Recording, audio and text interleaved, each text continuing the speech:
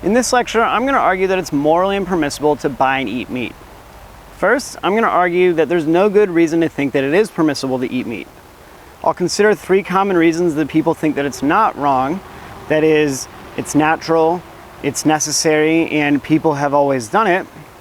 But then second, I'm going to construct an analogy between how farm animals are treated and if we treated puppies the same way to argue that it's impermissible to eat meat. Then, I'm going to defend this analogy against some possible objections.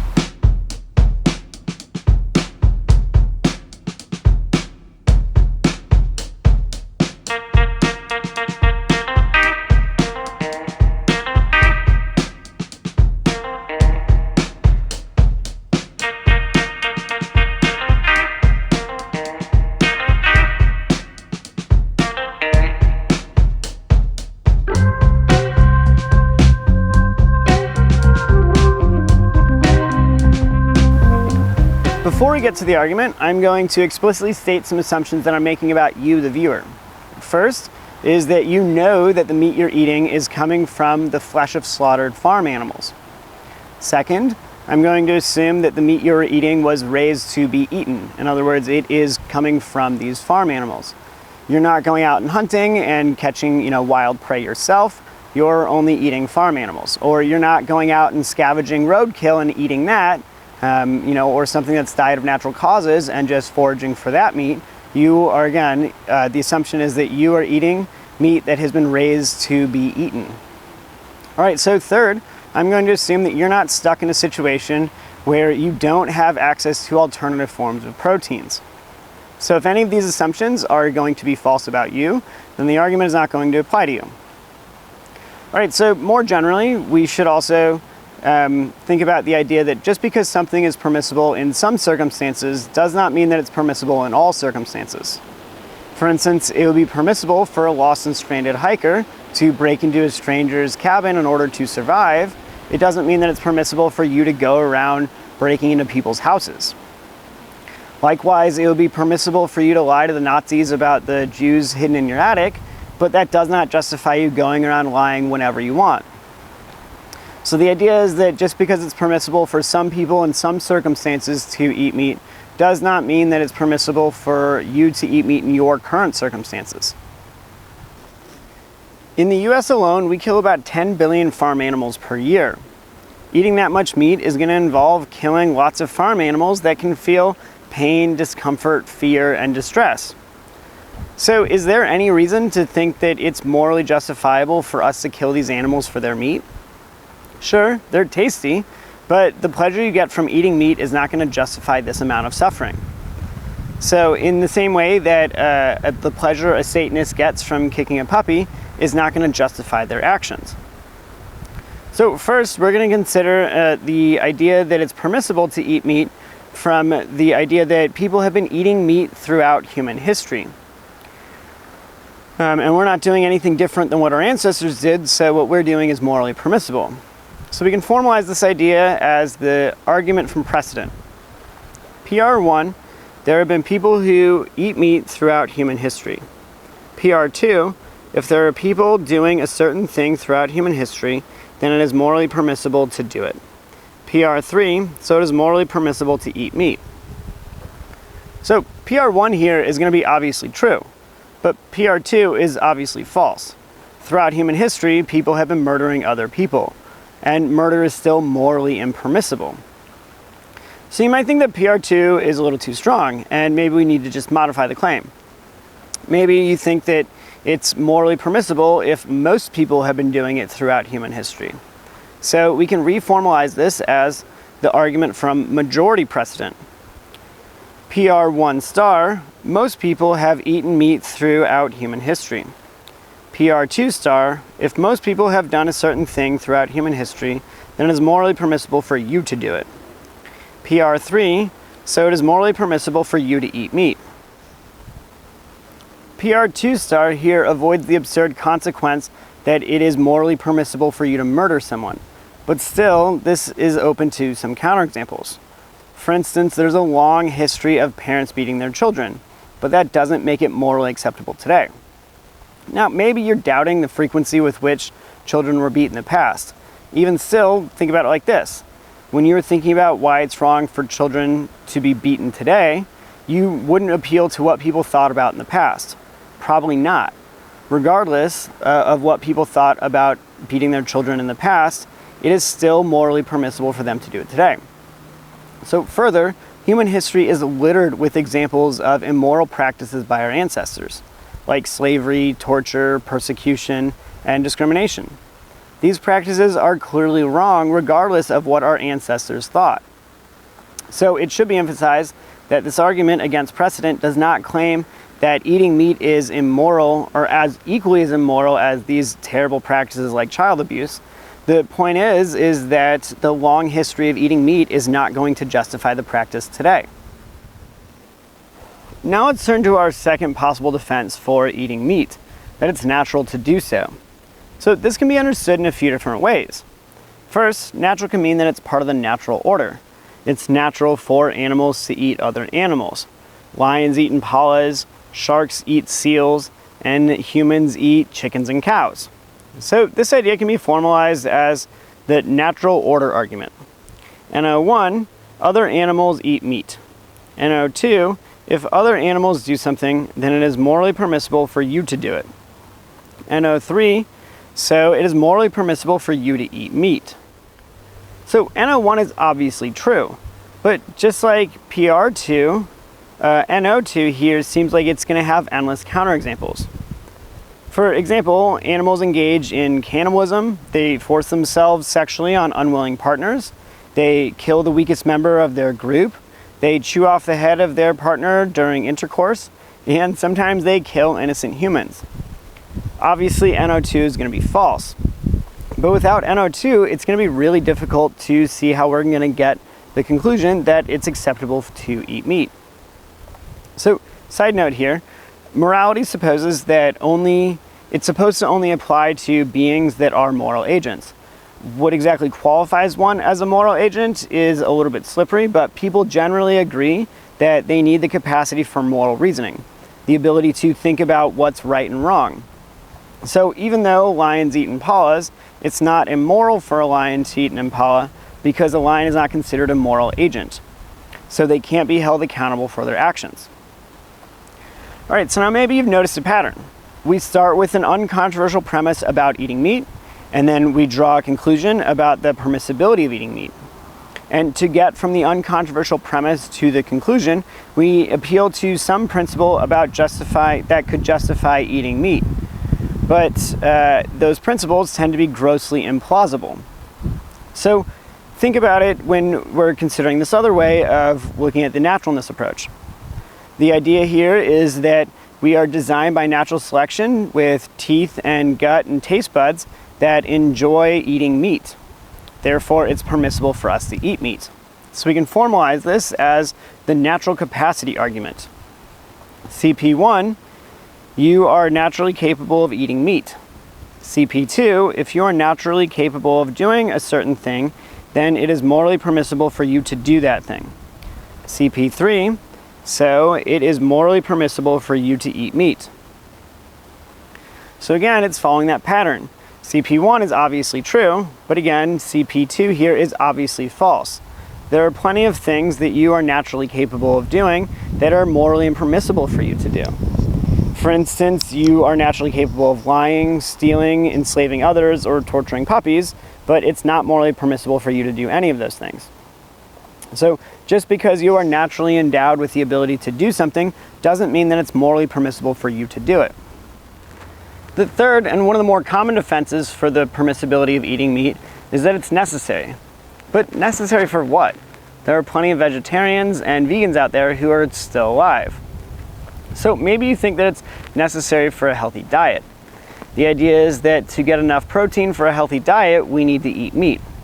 So we can formalize this idea as the necessary for protein argument. NP1, eating meat is necessary for getting enough protein. NP2, if doing something is necessary for getting enough protein, then it is morally permissible for you to do it. NP3, so it is morally permissible for you to eat meat. So NP1 here is going to be false. There are plenty of alternative sources to protein. In fact, some of these are even considered healthier alternative sources of protein. On top of that, there are a number of top athletes who are vegetarian, like tennis pro Venus Williams, Olympic medalist Carl Lewis, UFC fighter Nate Diaz, and Colleen Schneider. Further, even if it was necessary for an optimal diet, it's still not permissible for you to do whatever you can in order to get to that optimal level of protein. For instance, suppose that you're a POW and your captors are rationing you a suboptimal amount of protein.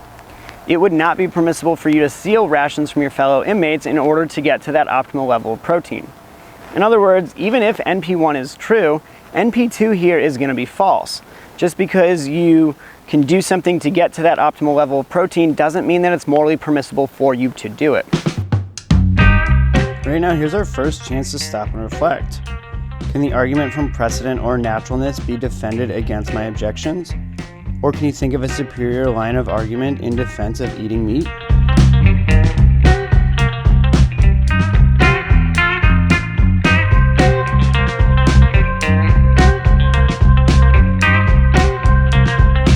So far, we've only been considering arguments that say that there's no good reason for eating meat. So now let's turn to the argument a little bit more directly. But before we can get to that, I need to make a clarification. Again, it is not always impermissible to eat meat. There might be some instances where it's permissible. Like if you pay a premium for the pasture-raised meat, then there's a chance that it's not immoral for you to eat that meat. This argument is actually focused on meat that is sourced from animals that endure an incredible deal of suffering before they end up on your plate. So most of the meat in America is going to come from these concentrated animal feeding operations, or CAFOs, or CAFOs for short. And they're also called factory farms. So animals raised on these farms are often living in such cramped quarters. And even worse, to live in such cramped quarters, they have to be mutilated without anesthesia. For instance, chickens have portions of their beaks cut off, and cattle are dehorned and castrated, and pigs are castrated and have their tails cut off. And that's just to raise them. Then they actually have to be slaughtered, which isn't pretty either. Often they have to be slaughtered off-site, which means that they are transported long distances through all kinds of conditions to the slaughterhouse where they're ultimately killed, and often in a painful way. But this isn't cruelty for cruelty's sake. Often for a farm to turn a profit, they have to scale up production, which means engaging in these cruel practices. The cramped quarters allow them to keep costs low, and the mutilation prevents the animals from attacking one another. So the farmers are not trying to hurt the animals. In fact, some of them even buy happy cow back scratchers for the cattle. I'm not sure what that is, but I imagine it, I'm imagining like a little turbine for a car wash, and it is scratching the cow's back. Instead, the farmers accept that this is just a necessary evil that's a part of the industry. And as long as you keep buying, they're going to keep supplying. So again, it should also be noted that I am not an expert in this field. And it's actually quite difficult to get information about how animals are treated at CAFOs, in part because of the agro-business lobbyists and their ag-gag laws. So animal rights activists are often going to show only the most horrendous activities that happen on these farms. But the farmers are also going to show a lot of videos of them treating livestock well. Obviously, both of these sides are going to be biases and not give you clear information. Instead, to get more reliable information, I suggest that you look up the how-to guides on how to, beak trimming or how to dehorn, castrate, and docktail. As well as you can look at the online catalogs that sell farm equipment to perform these mutilations. So as I said, I'm going to assume that the meat you're eating is going to be coming from these CAFOs. Again, if you're putting in that special effort to make sure that you're only eating humanely raised meat, then this argument isn't going to apply to you. But for the rest of us who aren't putting in that effort, I will argue that it's immoral to eat meat. So the argument turns on an analogy with a fictional case of Fred and his puppies. So consider the case. Kokomo Farm. As a result of a head injury, Fred's brain stops naturally producing cocamone, the hormone that enables humans to taste chocolate. Fred discovers that the only way to obtain usable Kokomon is to distill it from the brains of puppies. The science behind this is very complicated and you wouldn't understand it. So Fred buys 20 Labrador puppies from a local breeder. He slices off their tails, yanks out their canines, and castrates the males without anesthesia. He keeps them locked up in small cages in his spare bedroom, slaughters them, grinds up their brains, and distills a month's worth of Kokomon. He sips the Kokomon and voila, it works. So he buys 20 more puppies for next month's supply, mutilates them, and locks them up. With this case in mind, we can formalize it as the argument from Fred's puppies. FP1, if there is no morally relevant difference between actions A and B, then if A is immoral, then B is immoral. FP2, what Fred does is immoral. FP3, there is no morally relevant difference between what Fred does and you buying and eating meat. FP4, so it is immoral for you to buy and eat meat. So FP1 should look familiar. We've used a similar principle before. The idea is if that there is a moral difference, then there must be some difference that can explain this moral difference. So without this explanation, it would be arbitrary to say that one is moral and the other is immoral. So FP2 should also strike you as obviously true. So one might contend that there are other cultures who routinely kill and eat dogs for food, but that doesn't make it right. There are other cultures who practice female genital mutilation, and I think we can all agree that that's wrong. And earlier we also agreed that just because there's a bunch of people who do something does not give us good justification for that practice. So upon reflection, FP2 should be obvious to you. So FP3 might seem false to you. In fact, you might already be thinking that there are some differences between the cases. So in the next segments, in the next two segments actually, we're going to look at those differences and see if any of them can explain the moral difference. Right now, here's another chance for us to stop and reflect. Can you think of a plausible way of arguing against premise FP2, that what Fred does is immoral?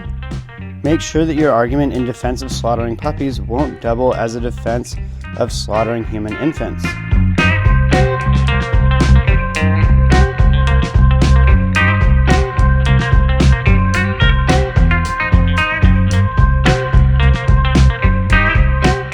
So there are plenty of differences between these two cases, but are any of them going to be morally relevant differences?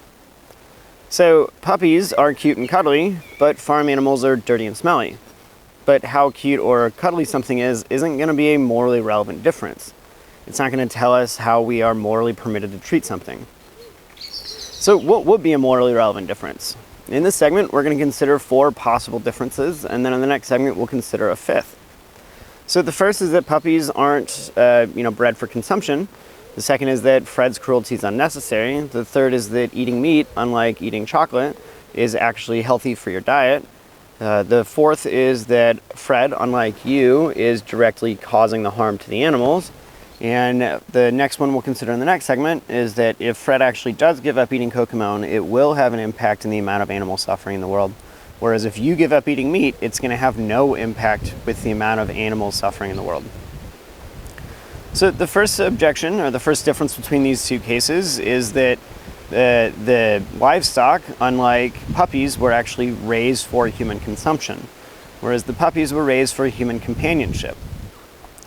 But that reason isn't going to be a morally relevant difference. It wouldn't be, morally relevant if we're talking about enslaving children.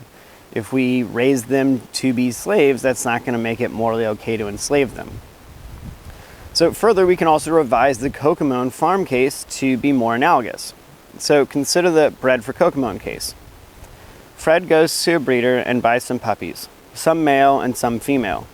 Recognizing that the dogs were bred for human companionship, he treats them well. But he breeds the dog intending to use their puppies for Kokomon. Once they have their puppies, which weren't bred for human companionship, he takes the puppies, locks them in cages, mutilates them, slaughters them, and distills them for Kokomon. So by revising this case, we can see that we've eliminated the apparent moral difference. Now that even though the puppies were bred for human consumption, it still seems like what Fred does is immoral. So despite the changes to FP2, there's still no objection here to FP3. So second, one might contend that the cruelty that Fred inflicts on the puppies is unnecessary, while the cruelty at the CAFOs is unavoidable. For instance, why does Fred extract their teeth and cut off their tails and keep them in small cages? Well, Fred only has so much room in his place, and he can't, let them have free reign. So he keeps them in cages, but keeping them that confined is going to get them all riled up. And so he castrates them to keep them less aggressive, and he removes their teeth and tails to make it less likely that they're going to harm one another. So what about getting a bigger place or using anesthesia? Well, the simple answer is he can't afford it. But okay, maybe it's like, what if he tries to extract the cocomone from their brains without slaughtering them? But that's just not feasible. The only way to extract cocomone is by grinding up their brains and straining it out. So notice that we've failed to identify a difference between these cases, let alone a morally relevant difference. Both the cases involve suffering that is an unavoidable consequence of the only feasible and financially sound way of obtaining this relevant resource. So third, one might contend that there's a morally relevant difference in that the puppies, or that eating meat, is going to have a positive impact on one's mental health, whereas eating cocomone is not going to have an impact on one's health at all. So neither is actually going to be the case. So Fred loves chocolate so much that when he woke up after his brain injury and found out that he couldn't have it, he was severely depressed. And, once he found out that he could taste chocolate again through the cocomone, it had a very positive overall effect on his mental health. And as we saw earlier, there's nothing that can be obtained only by eating meat that's necessary for a healthy diet. There are plenty of people out there who never eat meat and they have very healthy diets. So fourth, one might point to the difference that Fred is directly causing the harm to the animals while you are not. By the time the meat gets to you, someone else has already confined, mutilated, and slaughtered the animals. So note that this objection is going to be different than the traditional reason that people think it's permissible to eat meat. It's permissible if you kill it yourself kind of idea. But the idea that we're thinking about here is that it's permissible because you are not the one killing the animal. However, not being directly responsible isn't going to absolve someone. For instance, if you hire a hitman to kill someone, that's no more or less wrong than killing that person yourself. So furthermore, we can also revise the case to eliminate this difference. The case of hired help. Too squeamish to mutilate and slaughter the dogs, Fred hires Nisha to do it for him. She buys 20 dogs, mutilates them, keeps them confined in small cages, slaughters them, and provides Fred with 1 vial of cocomone each month. He pays her for her services. So now Fred is not directly harming the puppies, and so the difference here has gone away.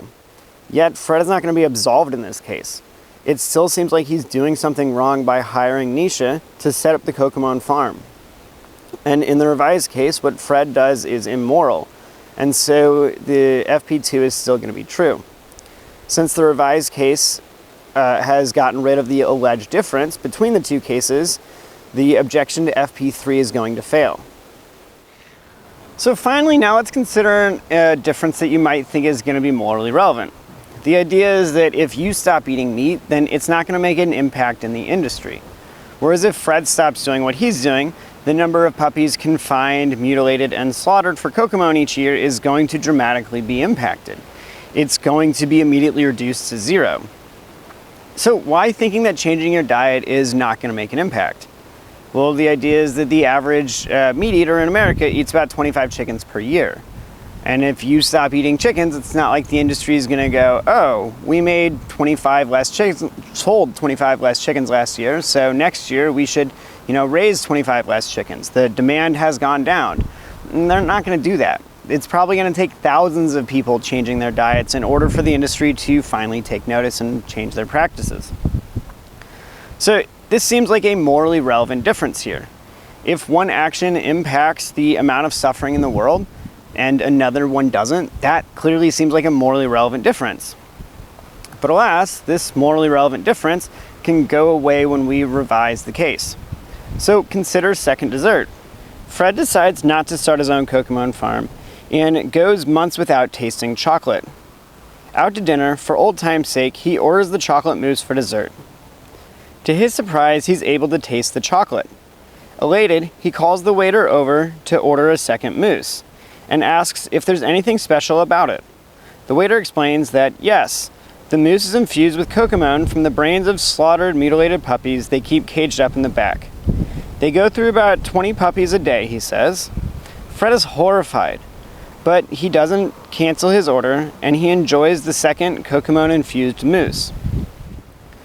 When Fred finds out about the puppies in the back, it's immoral for him to order that second dessert, even though canceling his order is not going to change the amount of puppies suffering in the world. They've already slaughtered the puppies for tonight's dinner service, and they're going to slaughter the same amount tomorrow, even if they have some left over tonight. So now there's no morally relevant difference here, and the objection to FP3 is going to fail. But now that we've changed the case, we need to go back and make sure FP2 is true. What Fred does is immoral. So why is it immoral if it's not going to make an impact? Well, the idea is that he's a part of a group, the restaurant customers, whose collective actions do make an impact. The restaurant keeps mistreating the puppies because Fred and the other restaurant customers keep ordering the mousse. Fred's actions are wrong because they contribute to the group's actions, which do impact the amount of puppies suffering. So this is the same reasoning that makes it immoral for you to throw away a plastic bottle when recycling is readily available. Even though your small contribution is not likely to make a big impact, it's still wrong not to recycle. So even though your actions are going to have a small impact in the amount of animal suffering, it's still immoral because you're contributing to the larger demand, which in turn incentivizes the farmers to contribute raising and mistreating the animals. So now one might propose a variation to the no impact objection, and the idea is that, okay, so even if everyone in the world switched over to a vegetarian diet, this would actually lead to more crop farming, and more crop farming causes more countless deaths for mice in fields. And so other field animals, as they are getting caught up in the machinery of field farming. So the idea is that we have to eat something, and animals are going to die either way, so we might as well keep eating meat. However, this objection shouldn't be convincing to you for 3 reasons. First, the idea is that we're not just taking the number of animals that are killed each year, but also the quality of lives in which they lead. Up until the point when the field mouse or other field animals get killed by the farm machinery, they've lived a relatively normal life. Whereas the animals raised in the CAFOs are subjected to a lifetime of confinement with mutilated bodies. So second, it's not clear that an all-vegetarian diet would actually lead to more field mice deaths. So in fact, about 3/4 of all the crops in the US are grown to feed our livestock. And so if we weren't, growing those crops to feed the livestock, then we actually be growing less crops. And we would ultimately then cause less field mice deaths. So there's actually a possibility that it would even reduce those field mice or those animal sufferings that are also happening at the cause of humans. So the third reason this objection should not be convincing to you is that there are feasible non-lethal ways of driving mice and other field animals out of the fields before farming, whereas there's no feasible non-lethal way of slaughtering animals to get their meat. All right, now here's a chance for us to stop and reflect. Can you defend one of the putative, morally relevant differences discussed in the last 2 segments against my objections? Or can you think of a morally relevant difference that was not discussed?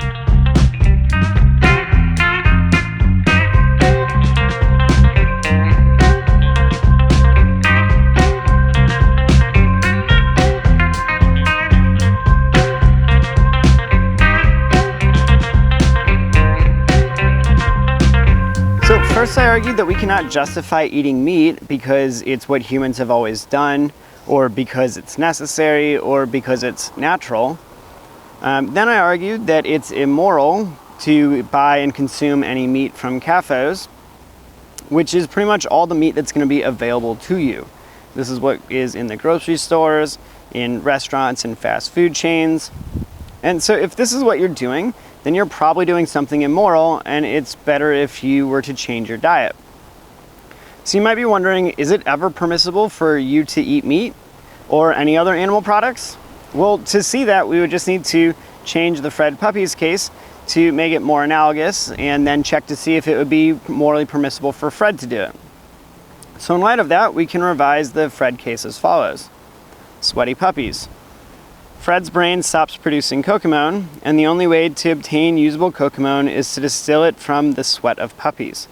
He asks his friends if he can collect sweat off their puppies, but they think it's creepy and they won't let him do it.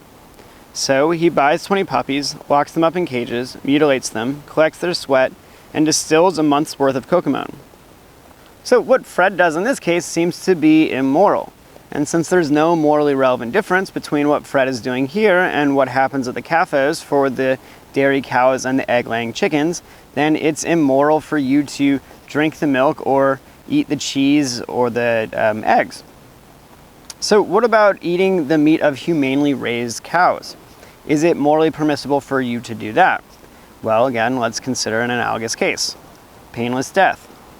Fred's brain stops producing cocamone, and the only way to obtain usable cocamone is to distill it from the brains of puppies.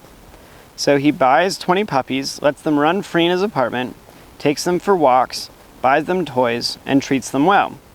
Then, once they're a year old, he sneaks up on them one by one, slits their throat, grinds up their brains, and distills a month's worth supply of cocamone. So what Fred is doing in this case seems immoral. It's definitely less immoral than the original cocamone case, but it still seems like he's doing something wrong. If you agree that what Fred is doing here is immoral and you can't find a morally relevant difference between this and what happens on the humanely raised farms, then you have to say that it's impermissible to eat humanely raised meat. So what about other animal products like dairy or eggs from humanely raised animals? Well, again, we just need to construct an analogous case and see if it's permissible for Fred to do it. So let's consider happy puppy sweat. Fred's brain stops producing cocamone, and the only way to obtain usable cocamone is to distill it from the sweat of puppies. So he buys 20 puppies, lets them run around in his apartment, takes them on walks, buys them toys, and treats them well. He collects their sweat without killing them or harming them in any way, and distills a month's supply of cocamone. This case seems to combine the positive features of the last two cases while also avoiding their problems. Fred does not seem to be doing anything immoral in this case, and by analogy, it would not be immoral for you to buy animal products from ethically raised animals. So then what about lab-grown meat? They're currently working on being able to produce meat that's been grown in a lab. So what they do is they harmlessly extract a couple of cells from living animals, clone those cells, and then grow them in petri dishes in a lab. Someday, this might be the source of meat that's actually available to you in restaurants and grocery stores. And now, would it be permissible for you to buy and eat this meat? Well, again, we need to construct an analogy and see if it would be immoral for Fred to do the same thing. So consider cocamone lab. Fred's brain stops producing cocamone. So he buys hundreds of small clusters of brain cells that have painlessly extracted from living puppies without harming those puppies in any way. He keeps the cells alive in a chemical solution and collects the cocamone they produce. So now the details of the case have changed dramatically. There are no animals that are suffering and dying, and Fred is clearly not doing anything immoral. Analogously, it would not be immoral for you to eat lab-grown meat. So this shows us that the extreme view, that it's never morally permissible to eat meat, is not going to be supported by the argument that I've been presenting. Still, this argument is going to show that it is impermissible for you to eat the meat that's been produced by CAFOs. Again, this is most of the meat that's available to you. This is what's in grocery stores and served to you at restaurants or fast food chains. So now you might find yourself in a bind. You might be convinced by this argument that you should change your lifestyle and become a vegetarian. But maybe this just seems impractical to you. Maybe it's because there are just certain meat dishes that you couldn't live without, or maybe certain family pressures to eat meat at family events. Well, the advice is that morality comes in degrees. Yes, it's wrong for you to eat meat, but it's better off that you only eat meat now and again rather than eating meat with every single meal. So the advice, as with any time you realize you've been participating in an immoral practice, is to just try and be a little bit better every day. and maybe one day you will become actually a better person. All right, now we have 2 reflection questions to end the lecture with. If not for the meat industry, the billions of animals raised and slaughtered annually for food would never have existed. Could this fact be used as the basis for an argument in defense of eating meat? Why or why not?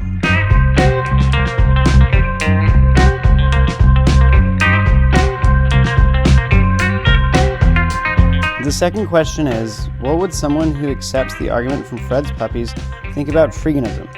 The practice of eating only meat that someone else has purchased or thrown into the dumpster and would otherwise go to waste.